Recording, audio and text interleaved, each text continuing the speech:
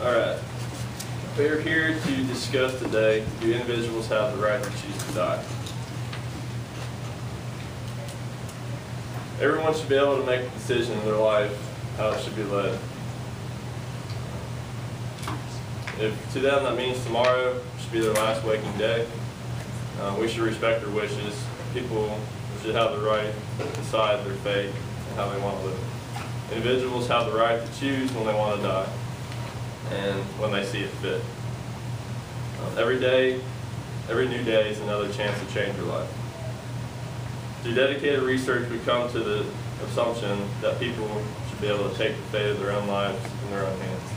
Everyone faces a tragic moment in their life when they're faced with a decision whether they want to live or take their last breath. Every person shall have the right to die with dignity.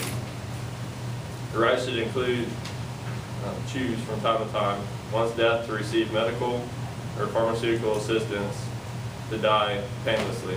No physician or nurse, physicianist shall be held criminally or civilly liable for assisting a person in free exercise of this right.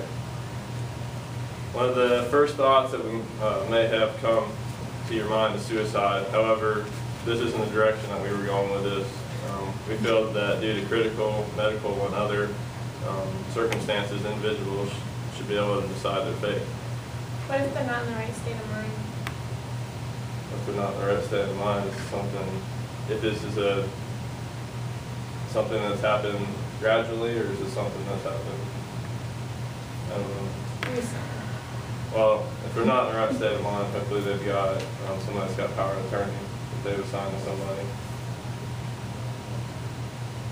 Something that we have in our society today is something that's called the DNR, do not resuscitate document.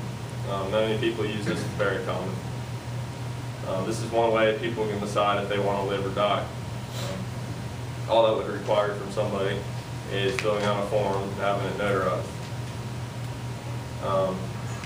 From that point, if something tragic were to happen, the person would not receive resuscitation. There are cases where it's obvious that there's no chance to rescue this person just to stay in unbelievable pain.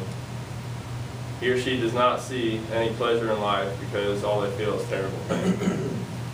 Through recent personal experiences, I've seen firsthand what it's like to see someone crippled in tears of pain as they suffer from a terminal illness that's overtake their mind, body, and spirit. It's something that no one likes to see, but it's reality. We need to stop, and we need to keep in mind when we see someone suffering, we're not in their shoes, and none of us know how they feel or what they're going through. We need to stop and ask ourselves, if someone's suffering, who is suffering, and who should drag out, or who's going to drag out the horrid situation. That's something that nobody should experience, or nobody should have to experience. I'm not talking about somebody who's just lost their job and is going through something a little bit rough in their life or has significant other to leave them. I'm talking about someone who's got a terminal disease such as AIDS, cancer, Lyme disease, and it's crippling their body. And the disease is finally taking over their body to the point of no return. Why shouldn't they have the right to decide if they want to die or not? And decide when enough is enough. All right, for the second point. All right, for the second point, I'm actually on his side on this. I'm in favor of it. You gotta look at the humane side of it. I mean, if it was you laying on that bed, unable to make a choice, wouldn't you be able to, have signed something that said, unplug me if this is the case, you know what I'm saying? If I'm in a coma for, I don't know, 2 weeks or something, I think you should be able to choose your own, fate. Neither the French or the American Constitution or the Universal Declaration of Human Rights include the right to die with dignity. But then many of human rights that we take for granted today, like non-discrimination and freedom of speech, are really, really recent. I mean, more recent than people think. All right. I think personally mothers should have the right to choose whether they want to keep or not a baby. Maybe because they're underage, they're unprepared, or Like an abortion. right. I think that's a mother's choice. Personally. All right. Or maybe just birth control didn't work. You know. Now hospice is a type of care that focus on terminally ill patients, and what they just do is just like places they take care of people that are terminally ill or have decided that they want to spend the last days, you know, taken care of by somebody. They even take care of people at their own homes, and they even take people that's like deadly wounded from wars and stuff. Well, you know that they're gonna die soon. Okay. Personally, in my life, I was part of a decision of pulling the plug on my grandfather last December, and it wasn't easy. I mean, we debated on this for like 2 weeks, and my grandma was the last one. I mean, yeah, she had the last word on it, and she decided to unplug him because he was in a coma after getting Burry. It's a disease I'd never heard of until that happened, and he was paralyzed the whole way down, and he was a working man. He wouldn't like to live his life like that. So pretty much we did it his way, because he had told my grandma that he didn't want to be, I don't know, put in that position where he couldn't even talk or eat by himself. So that's pretty much it. I think we did it his way. Here you go.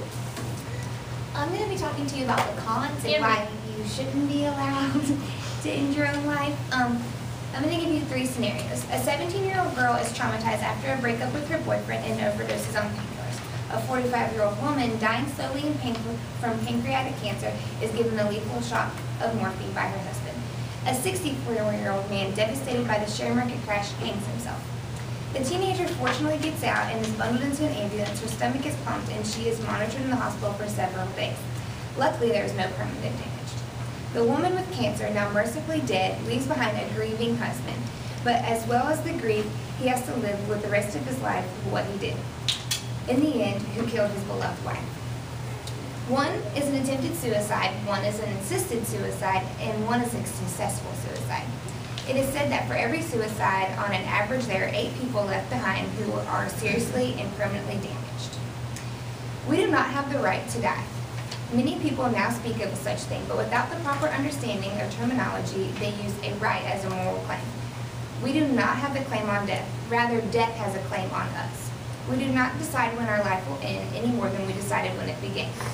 Much less does someone else. A relative, a doctor, a legislator should decide when our life will end. None of us can master over life and death. There are certain things that our society must value. The dignity of life is one of those things. Outlawing suicide helps keep the general idea of the dignity of life. Without dignity, individuals will devalue life, murder, among other things. Doctors themselves are divided on this issue. The American Medical Association, which represents about 1/3 of the nation's physicians, strongly opposes against assisted dying.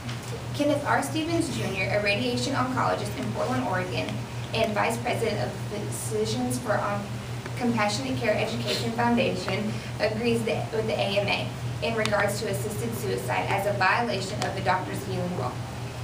I did not become a doctor to write a prescription to end a person's life, he says. Stephen notes that in research reports, doctors describe their patients who seek assisted death as controlling, an attribute he says harms society as a whole. If a person needs money, he says, we do not say it's your all right to go and rob a bank. The Lord put everyone on this earth, and it's his decision when it's time for us to go. In the Bible it says, don't you know that yourselves are God's temple and that God's Spirit lives in you? If anyone destroys God's temple, God will destroy them. And for God and temple is sacred, and you are that temple. We do not have the right to destroy what God has created and take our lives into our own hands. He spent the time and love to create and make many sacrifices to watch over us. So what kind of appreciation is it to throw that away, what he has created? So what if by not, you know, giving into the killing of yourself idea, you were hurting your like family, Somebody's gonna take care of it, you know? Well, also it hurts your family when you leave the team. But yeah, but it's Just a lot it's of long heartbreak. term. It's very Yeah. upsetting. When it comes to the decision of ending your life, you affect more than just yourself. The death of one person affects so many people. People that decide to take their lives or their families to take their lives often have families and friends that are left behind. It is selfish that just because you want to end your own problems and you'll hurt your loved ones in the process. The right to die into a permanent action is often a responsibility not of the person dying, but for the people who have decided to end their life. This is not a responsibility to be taken lightly. Firstly, of course, assisting someone in suicide is illegal in cases that are outside of the hospital. More importantly, however, it is a decision that the loved one, the one who remains living, has to live with that forever. Can you say that it's selfish of somebody to take their life if they're the one that It's has to selfish live for with people it? to want them to stay on Earth if they're not happy about it. But you made it sound like it was in regards to somebody's family. Yeah, like, it's selfish. I mean, if they But have their down to wishes. it, does it not really matter? Does it matter to other people when it's really you that's going through it? Yeah, I think if you can't make a decision for yourself. Yeah, but it's not for themselves. But like I said earlier, God made it selfish for you to kill yourself. Okay, so it's Because He'll take you when He biblically wants you to speaking. go, just like He takes everybody. He could be in 2 seconds from now or 10 minutes So from just now. biblically speaking. Yeah. In contrast to what Doug said, it may not be a person's time to go, but by being at the DNR, they may no longer see this life anymore because they chose not to be assisted with medical help. I'm also against this. But like the do not resuscitate, if say you're like not healthy, you have a heart attack, and you're do not resuscitate, so they never bring you back to life, but after the heart attack you could have been fine, you would have been able to live. Someone may be having, like I just said, a minor heart attack and could be asked their DNR or not while I'm not in the correct state of mind. They could be very upset, they don't want to live anymore, yet that person really doesn't even know what's going on. Someone who's terminally ill may not know what they want or be stable enough to know. So someone who is in the correct state of mind, a doctor, a family member, should be the one to be able to choose. By not knowing what's going on, the patient could be making a choice that they don't need, such as having their life taken. Pain makes everyone think differently. Drugs and pain medication as well differentiate a person's thoughts. Like when you're taking pain medication, you may not want to live anymore, so by being a do not resuscitate, you're choosing not to live anymore. And doctors are here to help people. They're not trying to hurt you. They want to save you. They want you to live. They want you to do well. If someone isn't in a rational state, then why should they be able to choose their fate? Like, no one's God. Why should they be able to choose? Doctors. Okay. Most people that I've dealt with and I've seen personally with DNRs have been in like a state of vegetable. They can't really do anything.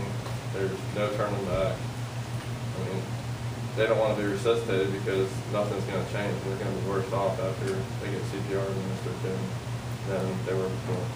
Okay, well, I had a patient. I'm not going to say his real name, but I'm going to say his fake name. John Smith.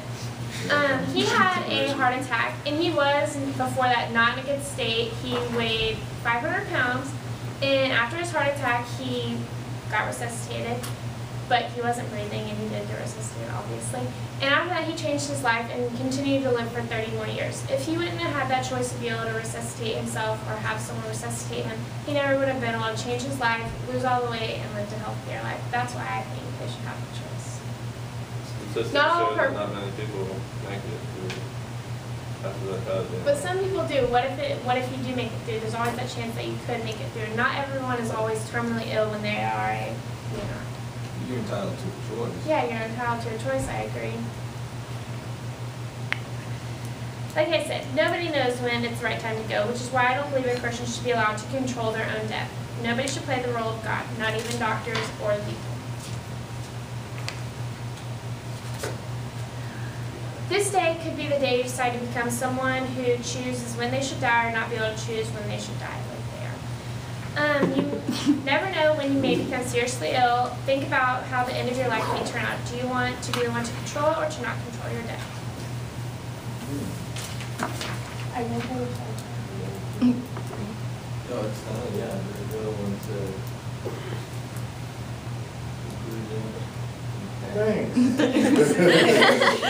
Do you guys have any questions? You got a question? What? Are you raising your hand? No, I'm just, this was. Am I supposed to stop the time? Are we done? Yeah, we're done. Okay, That's it. cool.